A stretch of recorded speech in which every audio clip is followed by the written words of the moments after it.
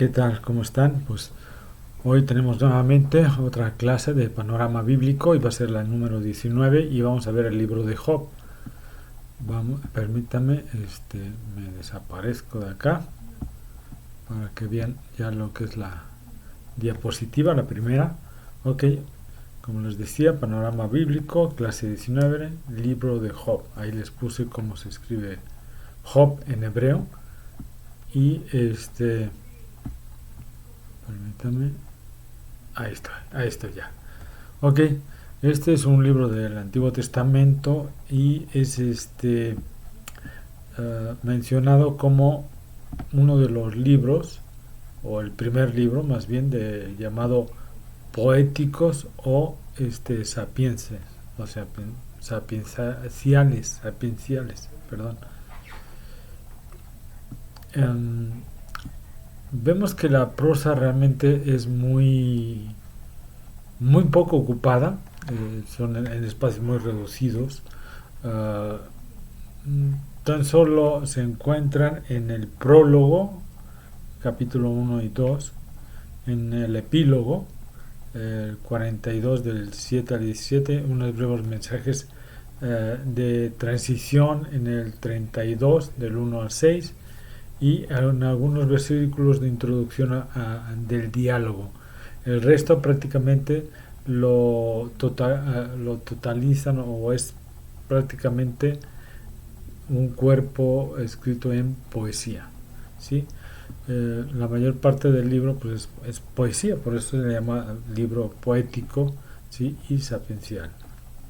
El libro de Job no especifica el autor, realmente no se especifica, y pueden ser muchos los probables escritores. Puede ser Job, puede ser Eliú, que fue el abuelo de Saúl, Moisés. O sea, realmente no se sabe quién fue el que lo escribió. Perdón, no, sí, ahí estamos, ¿no? este el protagonista pues es Job. Era un rico hacendado que vivía con su familia en Uz, una población situada, según se cree, en la región aramea que se extendía hacia el sudeste de Palestina. Eh, Hombre de fe, descrito como perfecto y recto, temeroso de Dios y apartado del mal, 1:1. Job es víctima de una cadena de ahí está, es víctima de una cadena de desdichas que lo dejan bruscamente sin hijos, sin hacienda, enfermo, reducido a una condición miserable. Sí, lo vemos en el 7 del 4 al 5. A pesar de todas estas cosas, de desgracias que le pasan a él, confía en Dios y lo bendice. 1:21. No deja que sus labios pequen contra el Señor, aún sale al paso de las quejas de la esposa, porque sí le deja la esposa, preguntándole: ¿recibiremos de Dios el bien y el mal no lo recibiremos? Es famoso, ¿no? Cuando le dice, no, así, muérete, ¿no? O sea, le dice que maldiga a Dios y que se muera, ¿no? Entonces él le contesta esto en el 2:10. En, en aquel, bueno, en esta situación, tres amigos del protagonista, o sea, acuden a él a consolarlo, a condolerse con él, ¿sí? Y que es Elíafaz, el temanita, Bildad, que es de Sujita, y Zofar, el Naamita. Esto lo podemos encontrar en el capítulo 2, versículo 11. Y contestando al lamento de Job, sus visitantes o sus amigos hablan por turnos y él responde a cada una de esas intervenciones que se hace, ¿no? De tal manera se dispone tres, tres discursos, ¿no? Ahí vemos tres discursos desde el 3.1 hasta el 31.4, a cuyo término aparece otro personaje, el joven Eliú, hijo de Baraquel, el Busita, que incluso pues, algunos piensan que a lo mejor también él fue el que lo escribió, ¿no? Pero realmente se cree que no, porque no está en todo momento con él, ¿no? Pero bueno, esto lo podemos ver en el capítulo 32, ¿no? 2, que toma la palabra para reprender con ira a Job y a sus amigos, ¿no? Ninguno de ellos replica a lo largo del afectado discurso, perdón, de Liu, sí, que está desde el 32.6 hasta el 37.24, sí, después del cual es Jehová. Jehová es o Dios, el mismo que quien interviene y pone fin a todo este diálogo, ¿no? En el 38-41, del 38 al 41, al que solo seguirán pues unas palabras de arrepentimiento pronunciadas por Job en el 42 del 1 al 6, y inmediatamente antes de el epílogo, perdón, en prosa, ¿sí? Ahí sí es en prosa, no es verso. Podemos ver ahí el lamento, ¿no?, de Job, y lo vemos en el capítulo 3, da entrada al primero de esos poemas, que Job se lamenta de su desgracia en términos que revelan una amargura profunda, muy distinta de aquel ánimo sereno con que en el prólogo hace frente a la adversidad, ¿no?, cuando van y le avisan de todo lo que ha pasado. Ahora predomina en Job las quejas y los acentos apasionados, y sin cesar se pregunta por qué Dios envía sufrimiento a alguien que, como él, siempre lo ha servido con fidelidad y nada malo ha hecho, ¿no?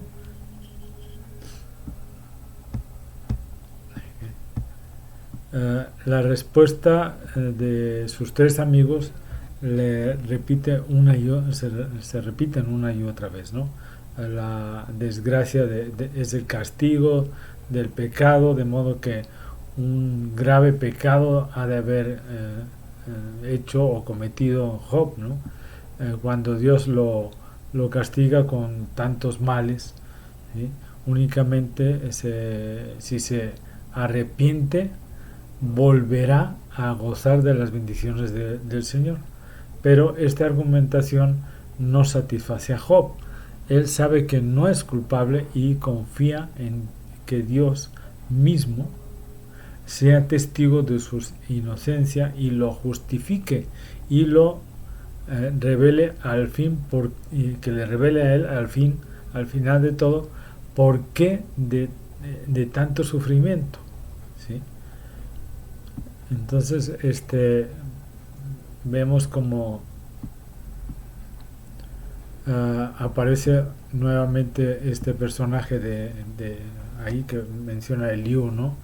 Se menciona ahí, y después de toda esta circunstancia en la cual está discutiendo con sus amigos, llega Eliú e interviene, sí, con un discurso, una serie de discursos ahí, en el que reprocha la osadía de Job y lo inadecuado de la respuesta de sus tres amigos, ¿no?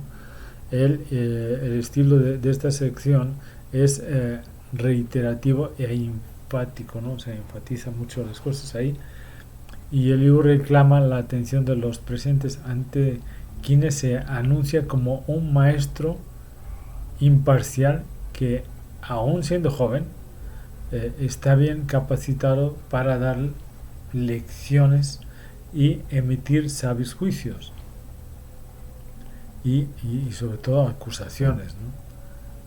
No obstante, el tono pues altanero de este personaje, sus palabras invitan a la reflexión, porque él exalta la justicia y la sabiduría, la santidad y la grandeza de Dios, y pone un énfasis particular en el valor pedagógico del dolor humano.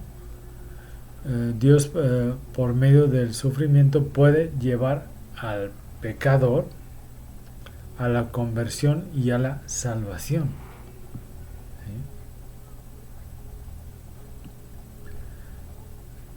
¿Sí? El último discurso pertenece a Jehová, ¿no? Como les había comentado, que habla a Job desde un torbellino. ¿Sí? Ahí le empieza a hablar. Dios se le manifiesta así, rompiendo el silencio que hasta entonces había guardado y del que Job se había quedado a menudo, ¿no? Aquejado, perdón, a menudo, de ese silencio, ¿no? que Dios tenía. O sea, ¿por qué callas, no? Viendo todo lo que me está pasando, ¿no? A eso se refiere Job. Pero sorprendentemente las palabras del Señor no hacen referencia al padecimiento de Job, sino que son una afirmación de la grandeza de Dios, de su poder y de su sabiduría inescrutable, ¿no? Es algo que no podemos discutir, y de su gobierno universal. ¿Sí? Job, tocado en su conciencia, confiesa ser un ignorante y atrevido que habla y nada entiende.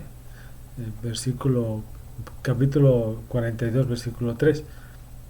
Aborreciéndose a sí mismo y arrepentido, si se acuerdan que se pone polvo y ceniza, ¿no? ¿Se acuerdan? Eso es una muestra de arrepentimiento que en aquella época hacían, ¿sí? Y mantiene su confianza en Dios aun cuando no haya logrado disfrutar del el misterio de su sufrimiento, ¿no? O sea, no sepa el porqué y la fidelidad de que es inocente. En la conclusión de esa prosa en el libro, Job reprende a sus visitantes, o sea, a sus amigos, alaba la fidelidad de Job. O sea, aquí está hablando Dios, recuérdense que en este último tramo ya de lo que se está hablando ya es el discurso que está dando Dios.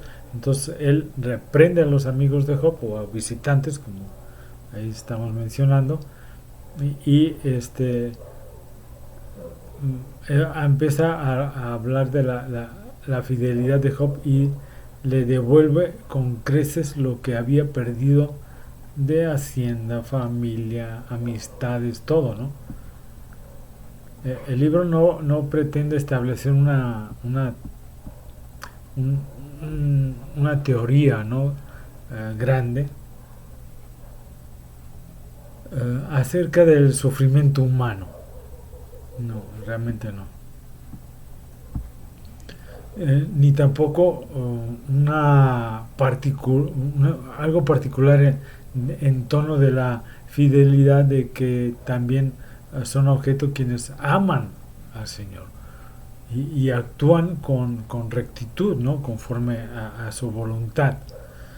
Lo que el libro ofrece es el planteamiento del diálogo de dos puntos de vista sobre la causa de la desgracia, o sea, la tradicional sostenida por Eliezer, Vidal y Zofar, que es según el cual Dios premia en este mundo lo bueno y castiga lo malo, y el que Job, en la segunda, que es el que Job representa negándose o negación, admitir que su infortunio personal se deba a un castigo divino. ¿eh? En esta doble contradicción y perspectiva, la voz de Dios se deja oír finalmente para llevar a los que están en ese diálogo al reconocimiento y a la incapacidad humana de comprender los misterios de los designios divinos, o sea, de la grandeza de Dios, ¿no? O sea, no, de la falta de entendimiento de los planes de Dios.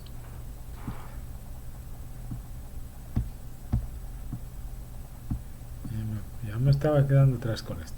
Pero ya está, ahí está, ¿sí? Job, como fenómeno literario, debe decirse en primer lugar que su autor fue un poeta excepcional, ¿no? Vemos ahí toda la poesía, cómo está estructurada, ¿no?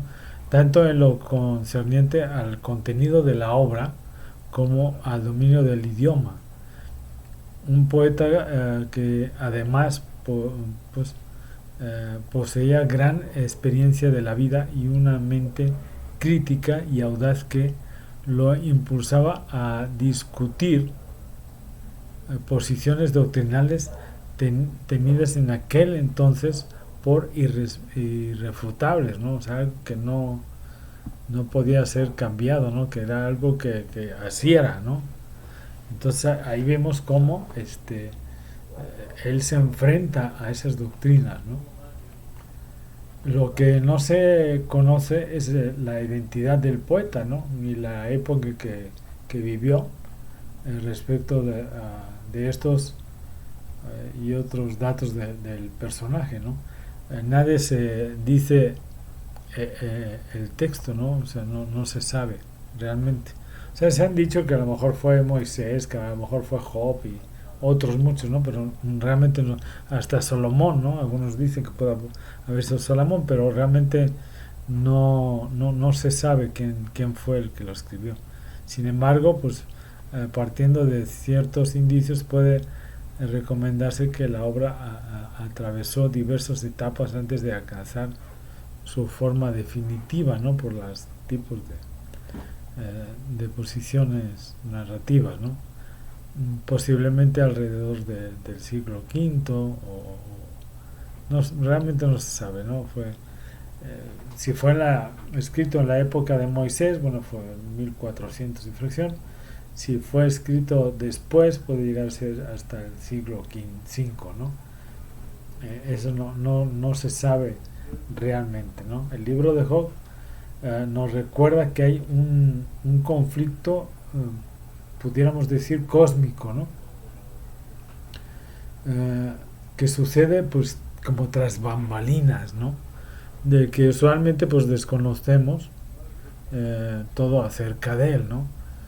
Con frecuencia nos preguntamos por qué Dios permite algo, ¿no? Y cuestionamos o dudamos de la bondad de Dios.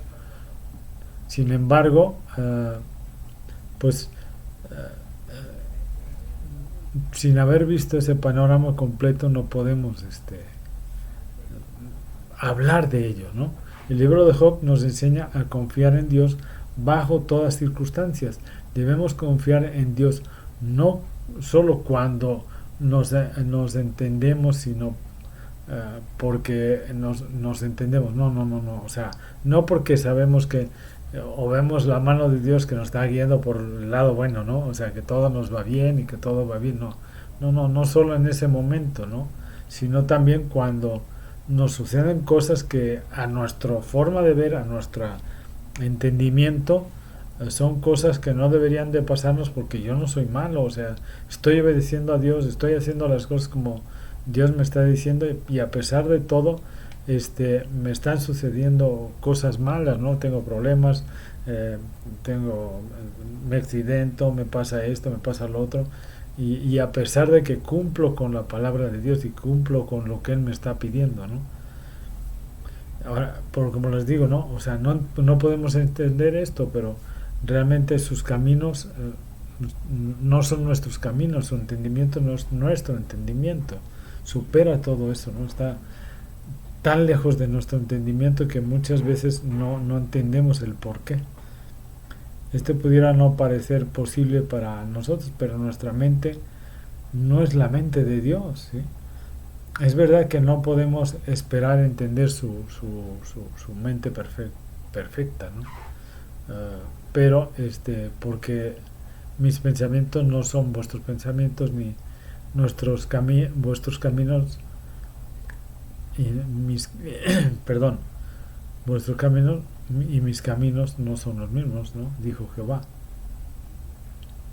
Como son más altos los cielos que la tierra, así son mis caminos más altos que vuestros caminos, y mis pensamientos más que vuestros pensamientos. Isaías 55, del 8 al 9. Sin embargo, pues nuestra responsabilidad hacia Dios es obedecerlo, confiar en Él y someternos a su voluntad, ya sea que lo entendamos o no. Esto es el libro, ahí vemos muchísimas cosas, ¿no? O sea, vemos cómo se habla de Satanás, se habla cómo habla con Dios, a pesar de que muchos decimos, bueno, ¿cómo es que Satanás, si fue expulsado, cómo es que Satanás, por qué está ahí, ¿no? Bueno, Satanás se les permite, o sea, si toca a un creyente es porque Dios lo está permitiendo. Entonces vemos que todo lo que está sucediendo en la vida de cada uno de nosotros es algo que Dios lo permite, no está hecho nada más porque sí, ¿eh? Sino que Dios está permitiendo que eso suceda. Entonces debemos de aceptar y confiar en Él, obedecerle, ¿sí? Y sobre todo saber que Él siempre está a nuestro lado y que siempre, siempre nos va a apoyar y nos va a ayudar a seguir adelante. No importa bueno, a menos de que te mueras, ¿no? Ahí sí vas a estar en su presencia, pero si no, siempre nos va a ayudar a salir adelante, a buscar, a perfeccionar nuestro pensamiento, nuestro espíritu, nuestro ser, para llegar a ser más como Cristo, ¿no? Como nuestro Señor. Bueno, hasta aquí llegamos el día de hoy. Si hay otras curiosidades acerca del libro, en la cual habla acerca de que bueno, les puse algunos ahí, ¿no? A ver, ahí está. Que la tierra cuelga la tierra sobre la nada, en Job 26:7, ¿sí? Esta conclusión llegaron los científicos alrededor de tan solo hace 100 años, ¿no? O sea, hay muchas cosas en el tiempo cuando fue escrito. La mayoría pensaba que la tierra era plana o que estaba sostenida por elefantes o tortugas o un gigante, ¿no? Atlas, ¿sí? El peso del viento, ¿no? Job 28:25, este peso del aire físicamente se conoce como presión atmosférica. Desde los días de Aristóteles, a través de la Edad Media y hasta el Renacimiento, el mundo científico cree que el aire no tenía peso. No fue hasta que el italiano Torricelli en el año 1643 inventó el barómetro que se confirmó esta verdad científica. El agua llega a la tierra a través de la lluvia, corre las montañas, hacia los ríos, regresa al océano y se evapora para volver a caer como lluvia. Este concepto tan simple no fue claramente reconocido por la ciencia hasta el año 1744 por Perrault y Marriott. Y lo vemos en Jacobo 27:36, versículos 27 y 28, identifica este proceso de la formación de la lluvia con miles de años de anticipación. La luz se puede dividir, ¿sí? Job 38-24 dice: físicamente se conoce como la dispersión de la luz. La luz solar se divide y llega a nuestros ojos la luz azul. Por esto el cielo se ve azul, descubierto por Isaac Newton muchos años después. El libro de Job es el primero en el que más directamente que habla más, directamente del personaje de Satanás dentro del Antiguo Testamento. Según esta figura tan usual en el Nuevo Testamento, ¿no? O sea, en el Nuevo Testamento sí se habla mucho, pero en el Antiguo Testamento no, casi no se habla de él. Se menciona dos criaturas de dudosa identificación, ¿no? El Behemoth y el Leviatán. Algunos comentaristas sugieren que el autor se refería al hipopótamo y al cocodrilo respectivamente. La mayoría dicen que no, que sí se refería a esos monstruos marinos, ¿no? Pero bueno, no sabemos, no hay un apoyo científico acerca de esto, ¿no? ¿De acuerdo?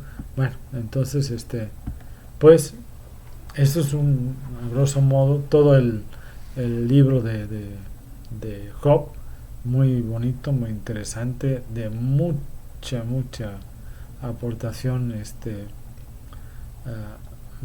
para uno, ¿sí? Como persona, como todo lo que sucede, todo lo que puede llegar a aprender uno en ese libro, ¿no? Está muy bueno. Ojalá lo pudieran leer. Está muy interesante, enseña muchísimas cosas y pues bueno, nos veremos la próxima semana y vamos a ver ya el libro de Salmos. El libro de Salmos, vamos a adentrarnos a ese libro para hacer un panorama bíblico acerca de Salmos. Que Dios les bendiga, que los cuide mucho y nos estamos viendo la próxima semana. Hasta luego.